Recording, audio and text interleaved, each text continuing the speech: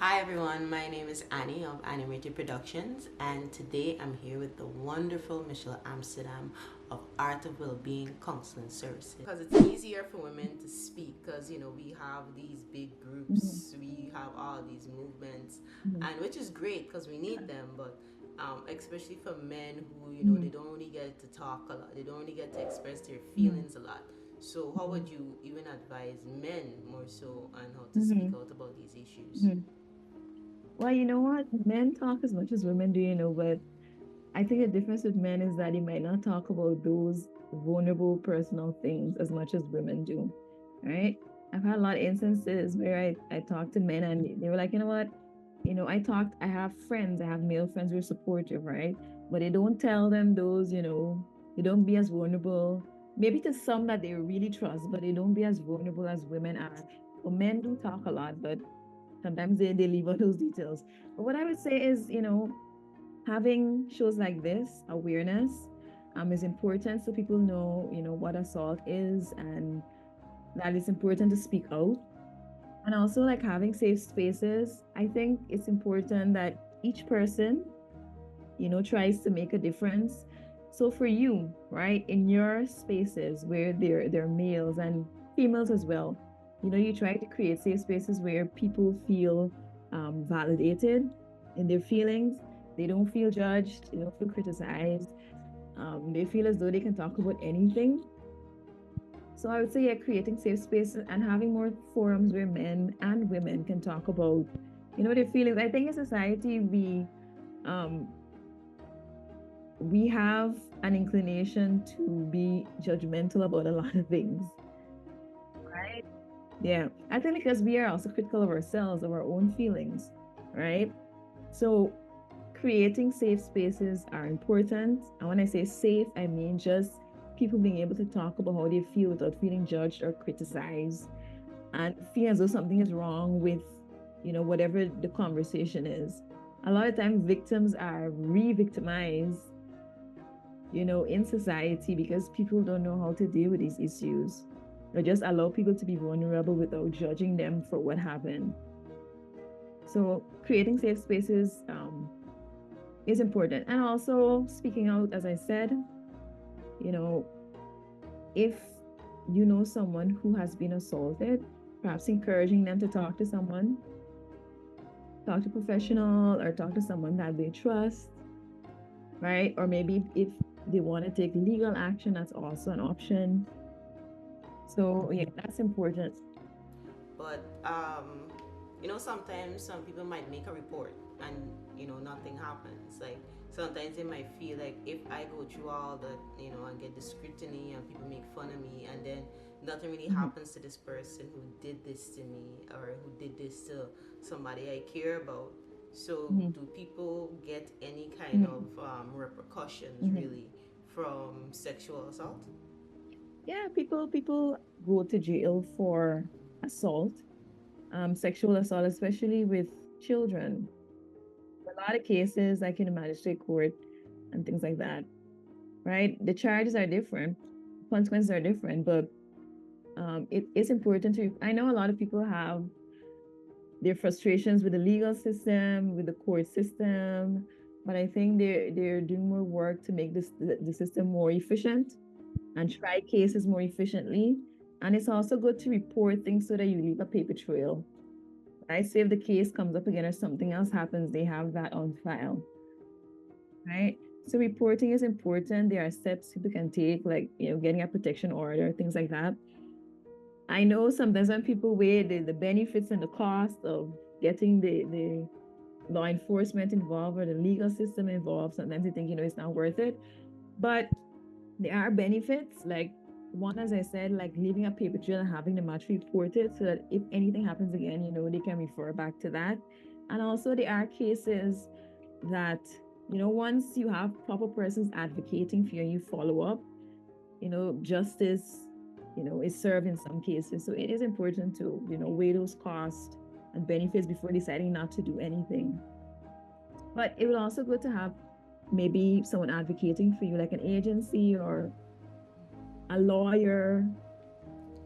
Yeah, advocacy is important. Yeah, having an agency advocate for you would be be very, very helpful. I know of the Darkest Men in Hearts ministry. I know that they provide, clothing, shelter, and even legal counsel, free legal counsel for victims of assault, Yeah. abuse, rape, Yeah. these domestic violence issues. There are so many organizations out there Mm. that might be Mm. willing to assist. Yeah. Yeah. And to add to that, there's also the NCC, the National Coordinating Coalition. They work with a body of NGOs, and they also work with like gender-based violence victims, males and females, of course, and they also provide counseling and legal support. So there are agencies out there. I think some persons may not know of these agencies, but um, support is available, information is available online. Like, for instance, if you post my information, you'll be able to contact me and I'll be able to refer them to some of these agencies. Yeah. And they also have their own pages, and if you look it up online. Mm-hmm. Also, my next question is dealing with the aftermath of that report. What if you are in close proximity to this person, if it whether be in your family or if it's in your office, and you don't really have a choice, especially in the office, you don't really have a choice with how close you are to this person. Especially if you need the job and this person was inappropriate with you, you made the report.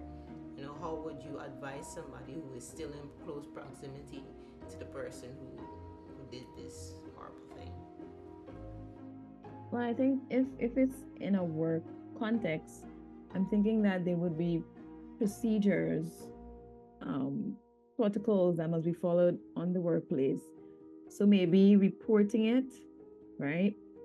And then maybe the HR department would have to take some type of action, right? But if that does not happen, because in a lot of cases, even companies don't take, these type of things seriously unless they have like real strong evidence, right? Because sometimes it becomes a he said, she said, or he said, she said kind of situation, right? So sometimes a person may not receive satisfaction on the job and the person is still in the same space.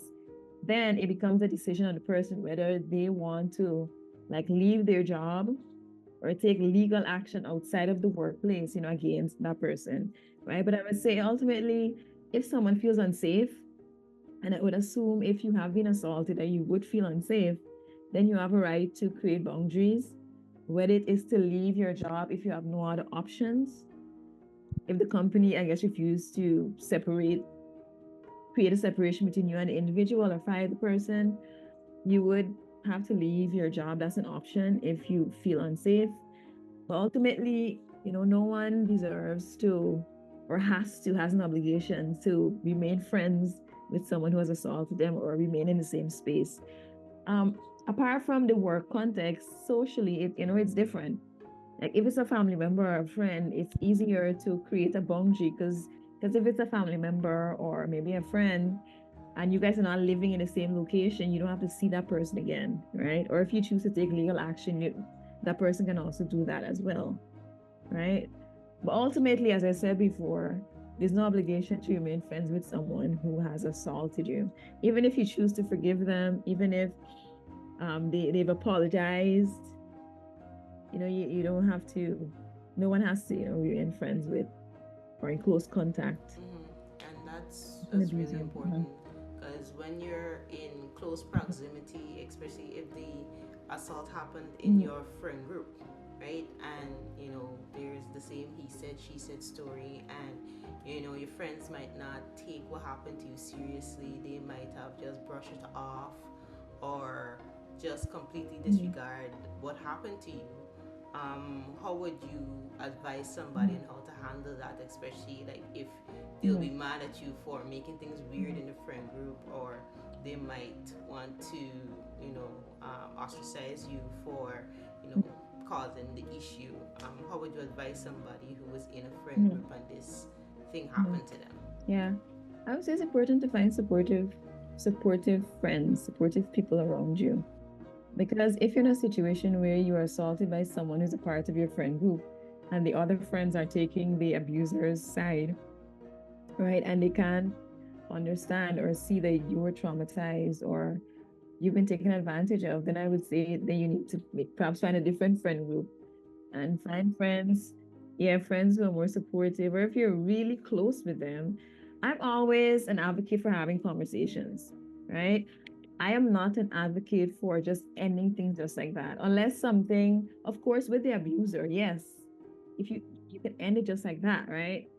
But I'm always, because sometimes people are not aware of the impact that they have or the impact that they're making.